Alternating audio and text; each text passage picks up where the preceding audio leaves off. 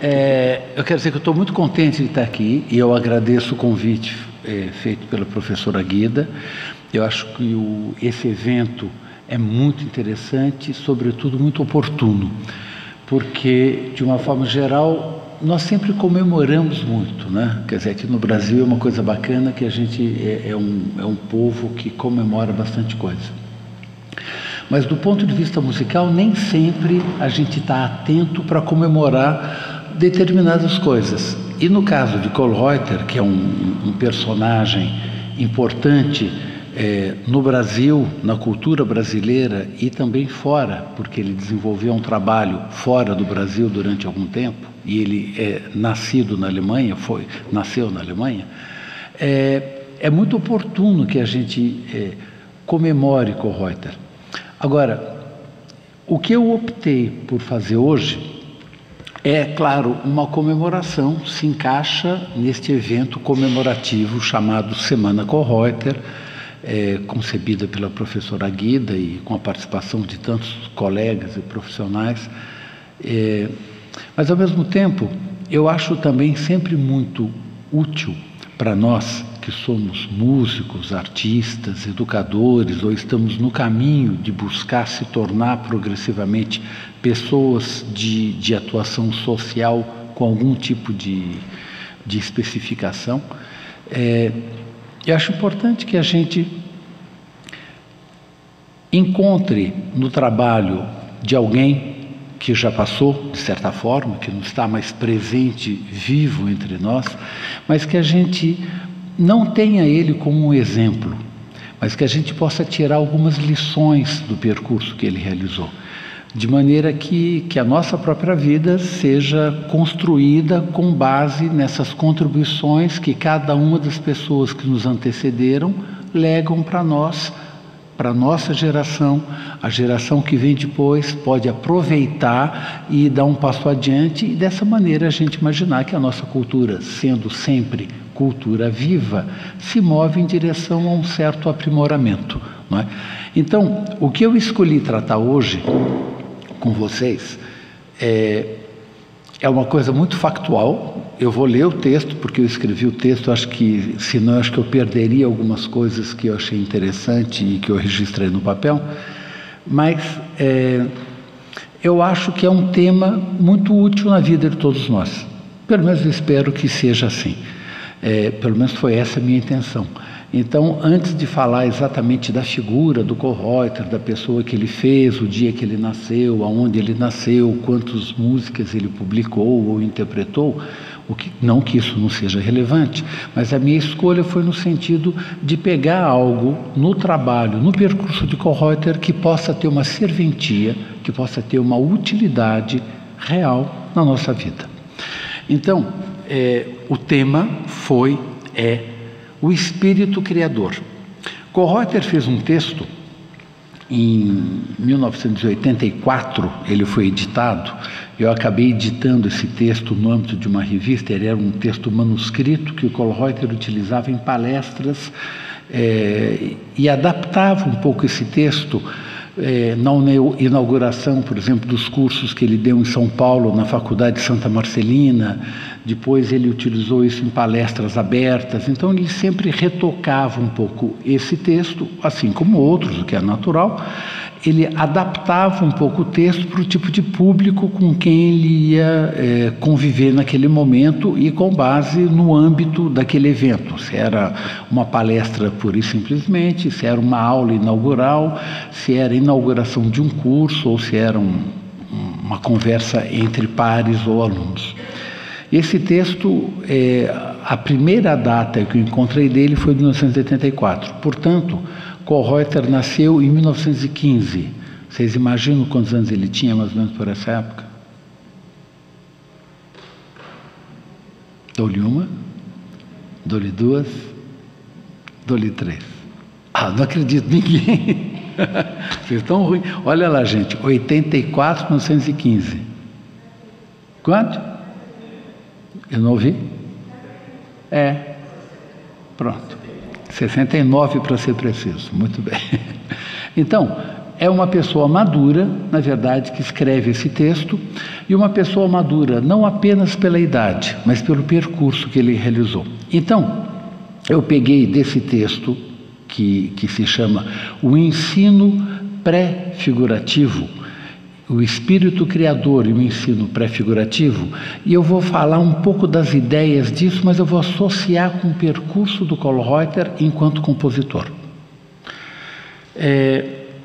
Kölreuter é considerado, como muitos de vocês devem saber, o professor de música do Brasil.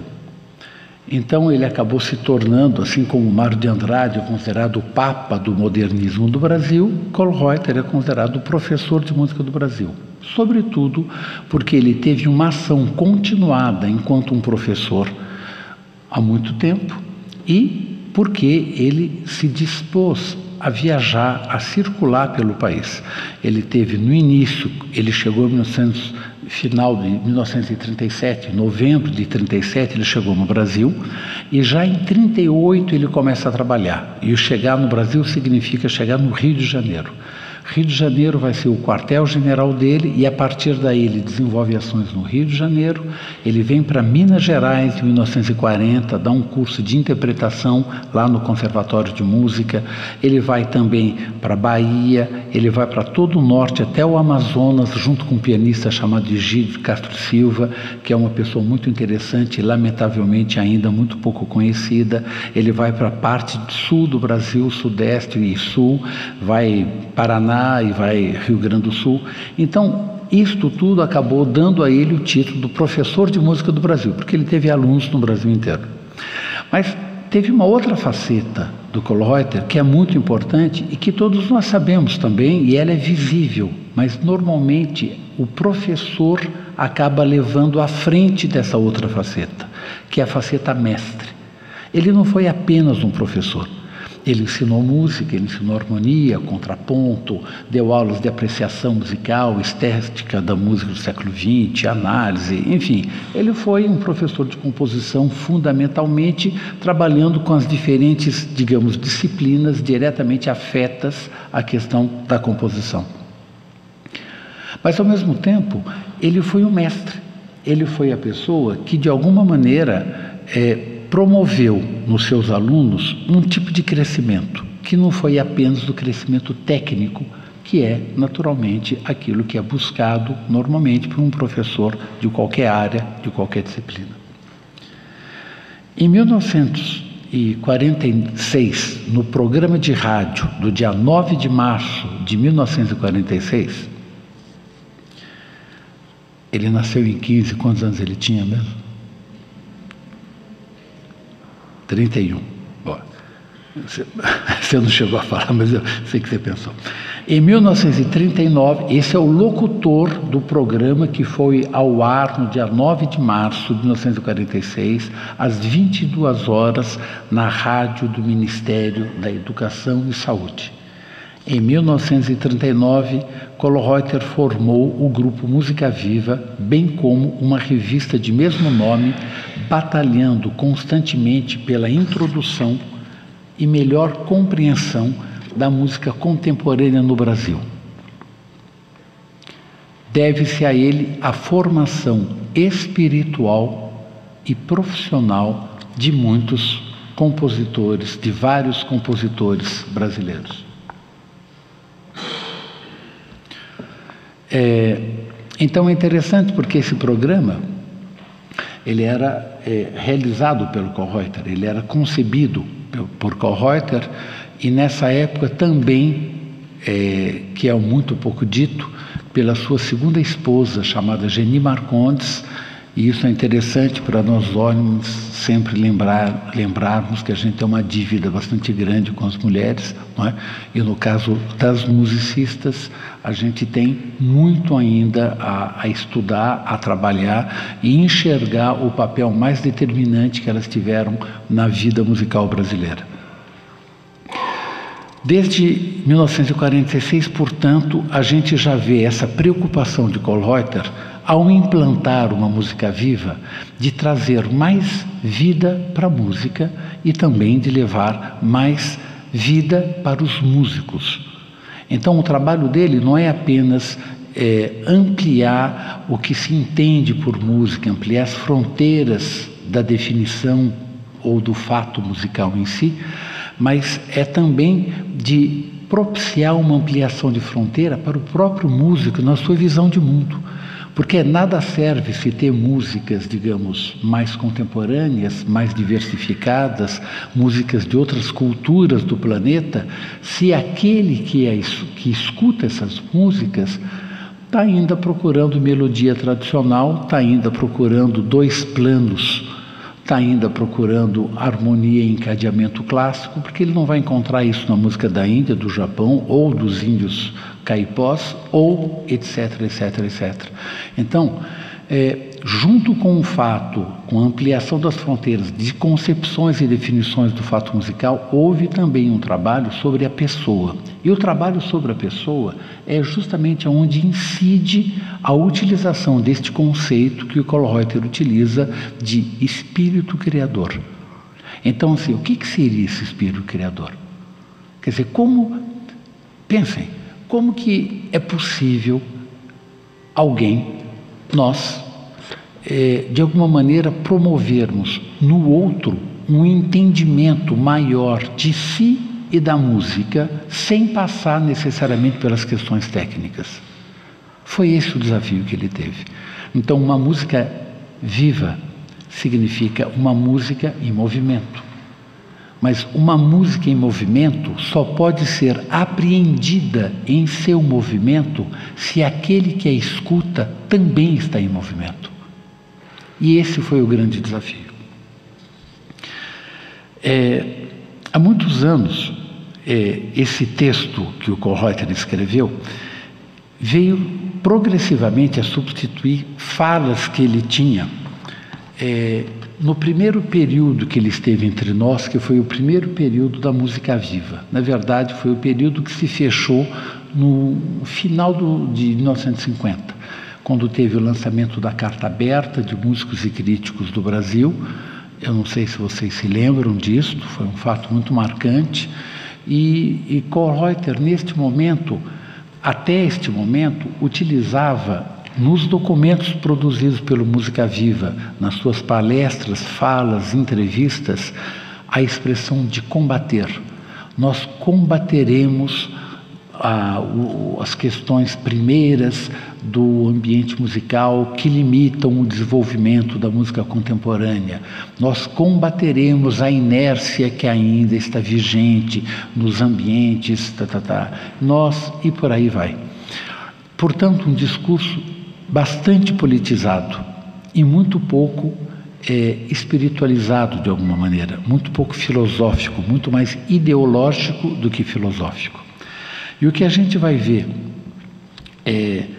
nessa declaração de 1944, uma entrevista que ele dá no jornal Globo, é o início da mudança de tom que progressivamente vai ocorrer e vai se estabelecer claramente a partir de 1950.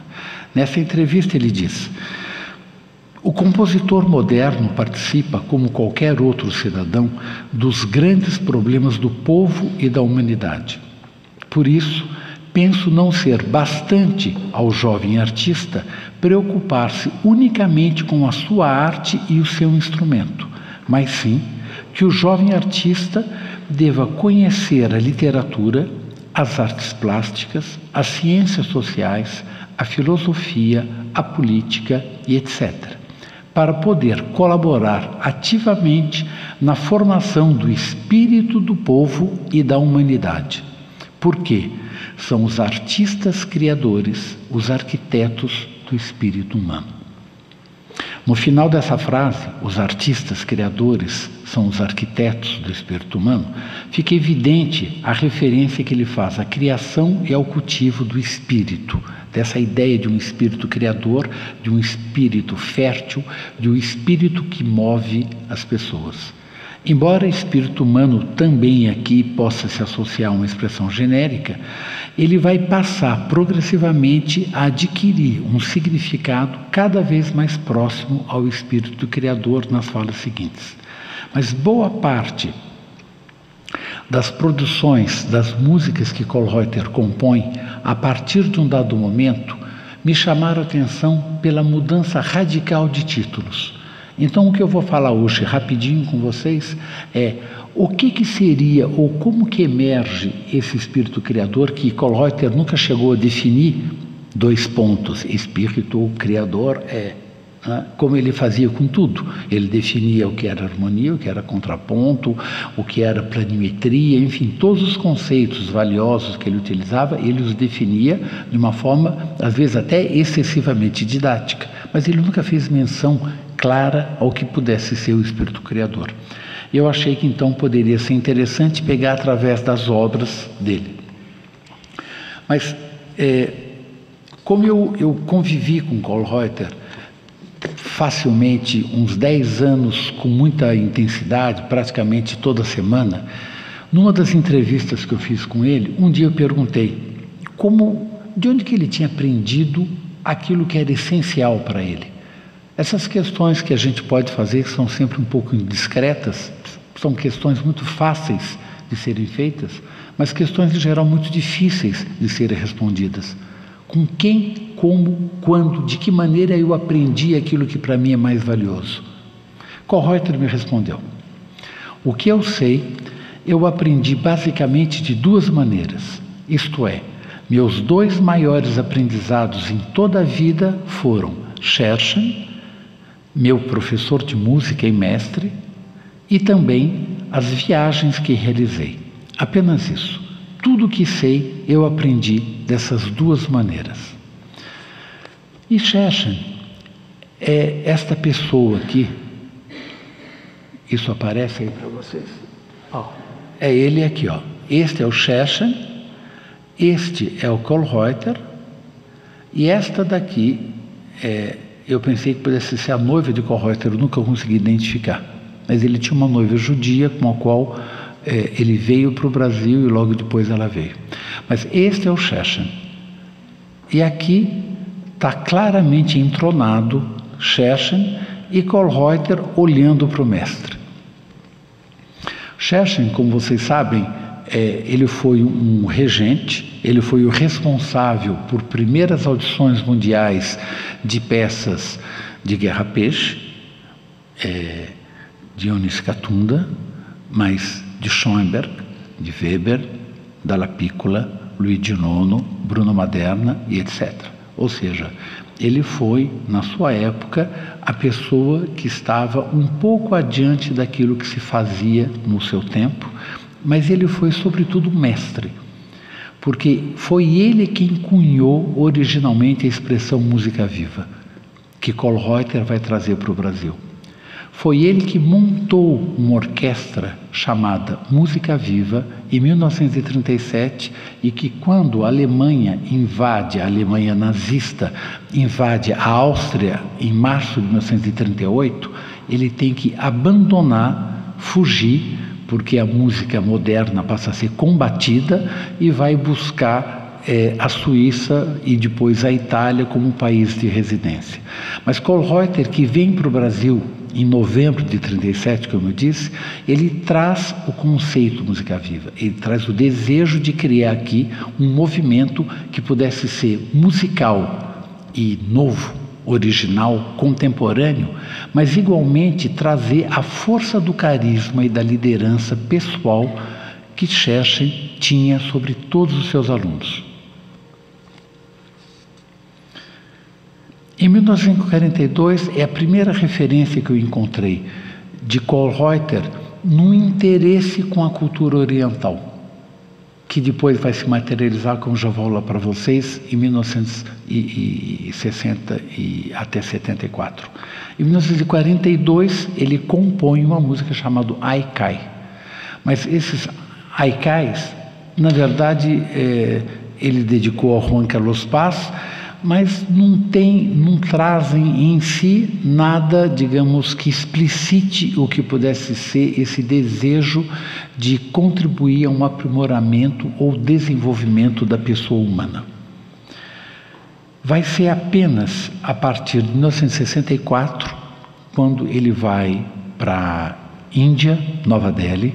Ele vai ficar de 64 a 69 e depois ele vai para Tóquio, onde ele fica de 70 a 74.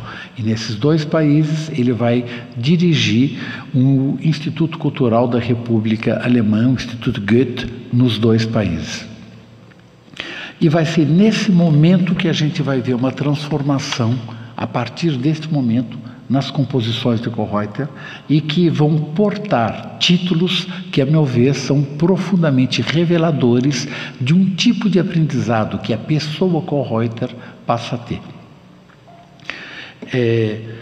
Muitas vezes a gente considera que Kölreuter, ao ter ido para esses países, acabou se influenciando pelas suas culturas.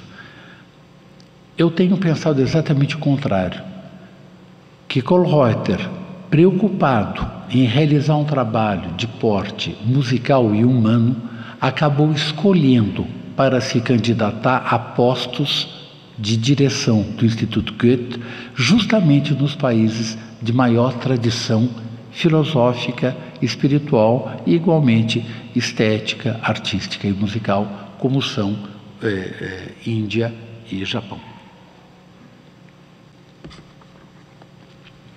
Então, eu vou colocar algumas peças que, infelizmente, a gente não vai ter tempo hoje de ouvir nenhum trecho, mas eu vou apresentar as peças e vocês podem procurar ouvir. Se vocês tiverem um grande desejo aliado a uma grande dificuldade, vocês podem me procurar e eu tento contribuir na medida do possível para passar uma cópia das peças que eu tiver. Uma delas é a Sunyata. Sunyata é uma peça criada em Nova Delhi em 1968. Esse título corresponde a um termo de origem sânscrita que pode significar vazio, desprovido de substância. Na filosofia budista, porque tudo isso que eu vou apresentar para vocês, eu me emprestei da filosofia budista, que eu acho que era aquela que o Kölreuter, segundo ele sempre me disse, mais compartilhava. Na filosofia budista, ela designa a vacuidade dos seres e das coisas, a ausência de ser e estar em si, a falta de uma natureza própria. E isto representa a inexistência da essência, do que é eterno e imutável em tudo que existe, tanto das coisas quanto dos pensamentos ou estados de espírito. Advaita, criada também em Nova Delhi, igualmente em 1968. E a gente não pode esquecer que 1968, maio de 1968, é quando temos passeatas, manifestações nas principais capitais do mundo, confronto de diferentes ordens, quer dizer, é um momento de ebulição mundial ao nível da cultura muito intenso. Advaita é uma palavra composta do sânscrito ad e vaita, e que significa não dois. Embora possa referir-se a qualquer coisa, é uma palavra valiosa na tradição espiritual védica, porque indica um fato fundamental sobre a natureza da consciência, o self, o si mesmo, o ser interior. A parte dos Vedas que trata do tema da iluminação é chamada Vedanta. E Vedanta defende que a realidade é Advaita, não dois. Isto significa que a distinção sujeito-objeto, que é a característica mais relevante daquilo que os indivíduos não iluminados consideram ser a realidade, não existe realmente, apesar das aparências. Este é um dado muito importante sobre a existência, porque estabelece um novo entendimento sobre a distinção entre sujeito e objeto, distinção dicotômica responsável por grande parte do sofrimento existencial que caracteriza a vida humana. É ela que provoca todos os tipos de distúrbios emocionais, porque ao aceitar a dualidade sujeito-objeto como um fato, instaura no indivíduo o conflito entre ele e todos no mundo. Uma outra peça, composta no Japão, em 1970, é Yugen. o título pode significar profundidade. Kallreuter se referiu a essa música de maneira muito especial, considerava ela uma espécie de uma oração íntima. Isso ele nunca chegou a escrever, mas isso está gravado. E Yugen é um importante conceito estético, da estética tradicional japonesa, que significa um profundo e misterioso sentido da beleza no universo, em conjunto com a triste beleza do sofrimento humano. Uma outra peça é a Samadhi. Foi composta no Rio de Janeiro e em Tóquio em 1981, portanto ele já estava de volta do Brasil. Samadhi é um termo que designa estado intenso de não perturbação, contemplação, concentração completa sem nenhum esforço da mente. Segundo um conhecido yogi chamado Paramahansa Yogananda, Samadhi é a unidade com o espírito. É o estado mais elevado de se atingir através da meditação prolongada e profunda.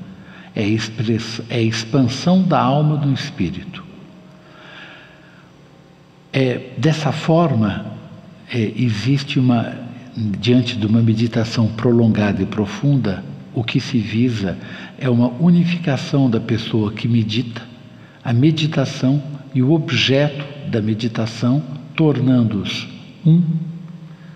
E o Samadhi corresponde à expansão da consciência humana na consciência cósmica. É a grande fusão, é a grande integração do ser de cada um com essa inteligência superior que rege o universo. Dharma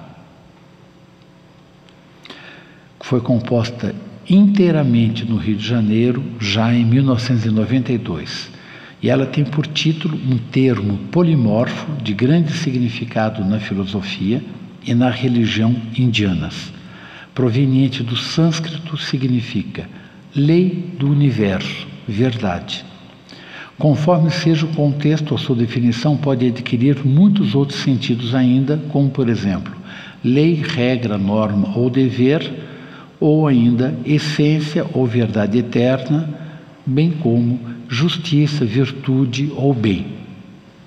Mas, de maneira genérica, pode designar ensinamento. Para o budismo, o Dharma é uma das 3 joias ou um dos 3 tesouros, que a gente poderia considerar também um dos 3 pilares estruturantes de muitas orientações espiritualistas. Um seria o mestre, o segundo tesouro ou o segundo pilar seria o ensinamento e o terceiro seria a escola. Dharma corresponde ao ensinamento. Sangha, por exemplo, seria a escola.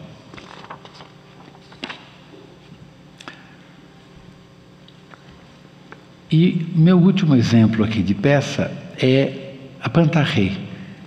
O Pantarrei é uma criação feita em São Paulo e no Rio de Janeiro em 1995.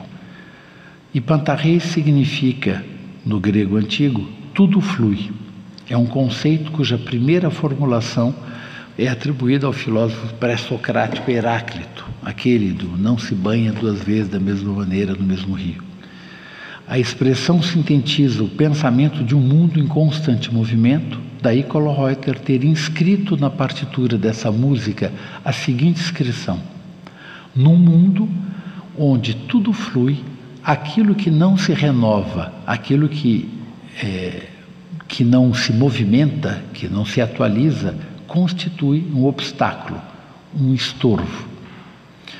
E aqui a gente não pode deixar de pensar justamente na famosa frase música é movimento, música é viva, que foi utilizada no Manifesto Música Viva de 1946, que este ano comemora quantos anos?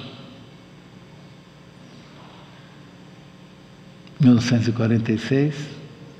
Boa, 70 anos.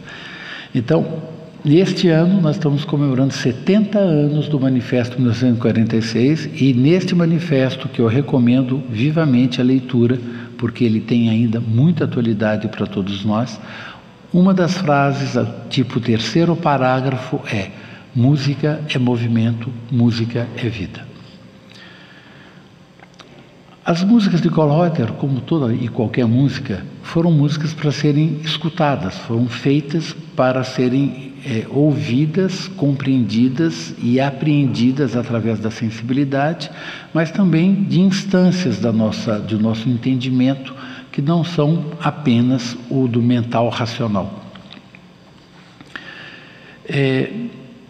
No entanto, eu propus para vocês esses títulos para que a gente, de alguma maneira, entenda que o homem Kölreuter, na sua busca, não foi diferente do compositor ou do músico Kölreuter, e houve uma ponte onde essas duas instâncias da mesma pessoa se construíram internamente e externamente na composição das obras. E aqui tem uma fala de Kölreuter, do texto O Espírito Criador, que eu acho interessante a gente poder ler, porque ela é muito indicadora desse percurso. Ele diz: só poderá seguir a carreira artística quem se especializar, quem aprender algum artesanato, até seu domínio incontestável. É por isso que devemos decidir, não imediatamente, mas o quanto antes, qual será o caminho a seguir e qual a disciplina a ser estudada a fundo. Todos os esforços, no entanto, serão vãos para a real compreensão das coisas da arte, tornando-se, na prática, mera rotina quando não relacionarmos tanto os alunos quanto os professores os nossos conhecimentos com o todo. Com o todo da arte, com o todo de nossa existência, com o todo do meio ambiente e com o todo da sociedade em que atuamos. Portanto, ele está preocupado com este Dharma, com esse ensinamento, com essa lei maior. Ele está preocupado com não dois, ele está preocupado com uma integração que nos transcenda.